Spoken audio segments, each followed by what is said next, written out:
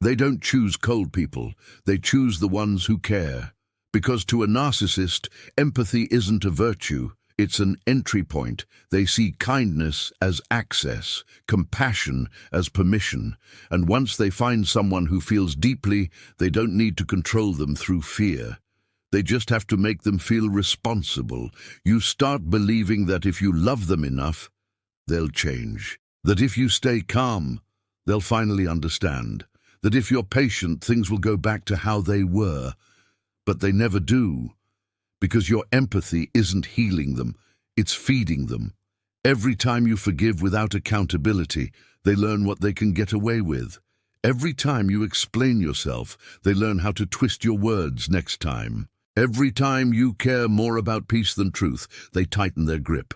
In this video, you'll understand how narcissists use empathy as a tool of emotional control, why good people become their easiest targets, and how to take back the one thing they can't stand losing, your compassion guided by strength.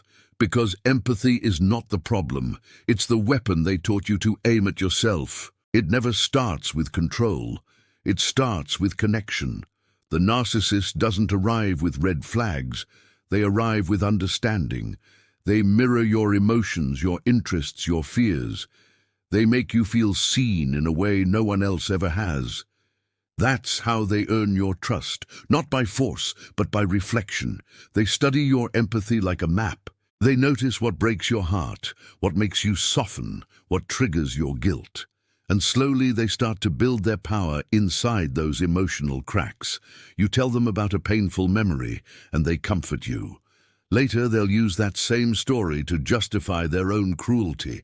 You share your values, and they begin to reshape them, not to understand you, but to control you through them. They don't manipulate you by fighting your empathy.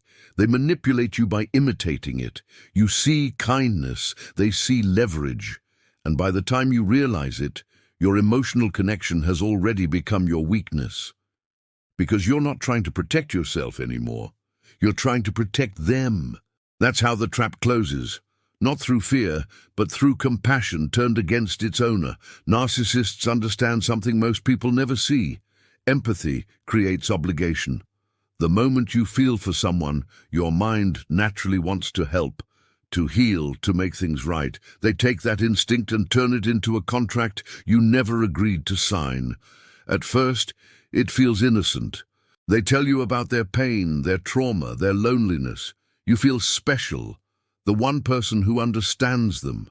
You start offering comfort, attention, support, and with every act of care, the invisible debt grows. Soon, it's not kindness anymore, it's responsibility. You start believing that if you don't help them, you're abandoning them. You think that saying no makes you cold, that setting boundaries means you're selfish. That's the illusion. They don't have to demand anything from you. They just let your empathy do the work. When they hurt you, you hesitate to react because you know what they've been through. When they cross the line, you forgive them because they didn't mean it. And when you finally try to pull away, they remind you of how much you mean to them, how lost they'd be without you. Every time you fall for that story, your guilt deepens. You start seeing yourself as their lifeline, their peace, their reason to change. But they never change, because why would they? The system already works. They've made your compassion a leash, and your love, the cage that holds you. The worst part is that it doesn't feel like control. It feels like purpose. You think you're helping them heal, but you're really helping them stay in charge. And once empathy becomes duty, freedom no longer feels kind, it feels cruel. Narcissists don't beg you to stay, they make you feel guilty for wanting to leave. When you start pulling away, they don't get angry at first. They get hurt. They look disappointed, defeated, quietly broken.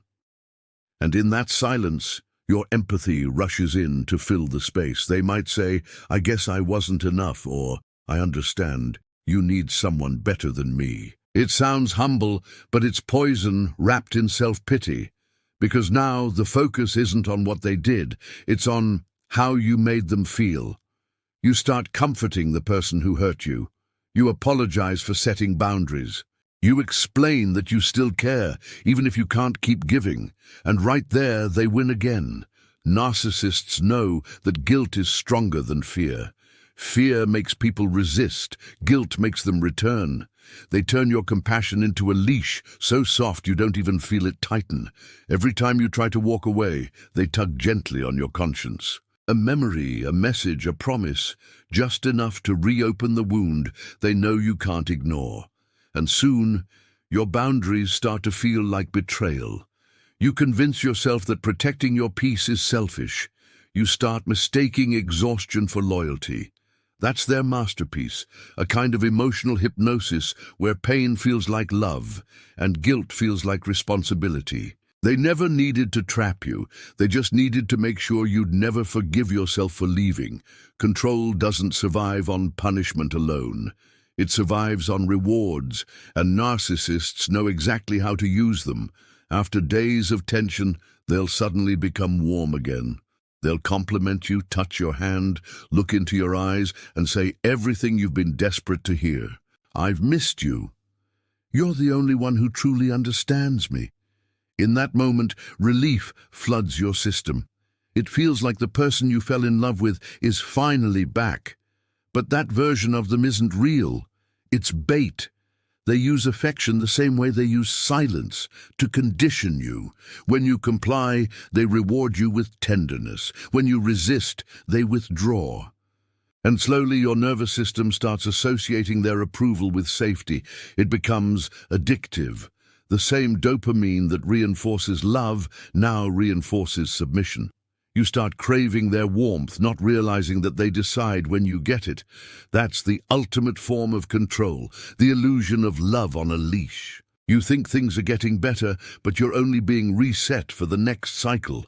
Every reconciliation strengthens the cage. Every good day blinds you to the pattern, and what keeps you there isn't fear, it's hope. Hope that the real version of them still exists, hope that your love can bring it back. But hope, when fed to a narcissist, isn't healing, it's fuel. And the more you hope, the deeper the control becomes. Empathy isn't your weakness, it's your power. But when it's placed in the wrong hands, it becomes the perfect weapon against you.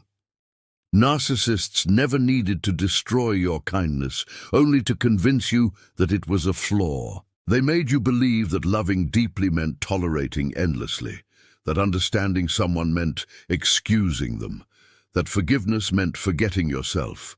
But that's not empathy, that's emotional captivity. Real empathy doesn't silence you, it includes you.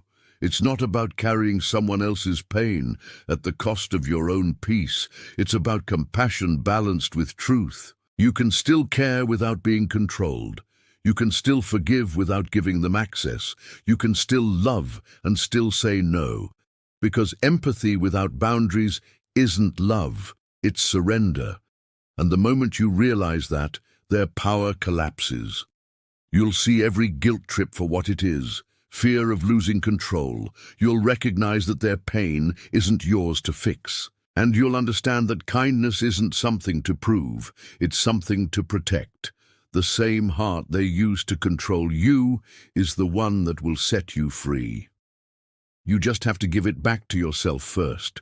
Subscribe to the channel and don't stop at this video. They're still using tricks you haven't noticed yet. The next video will show you exactly how they do it. And once you see it, you'll never see people the same way again.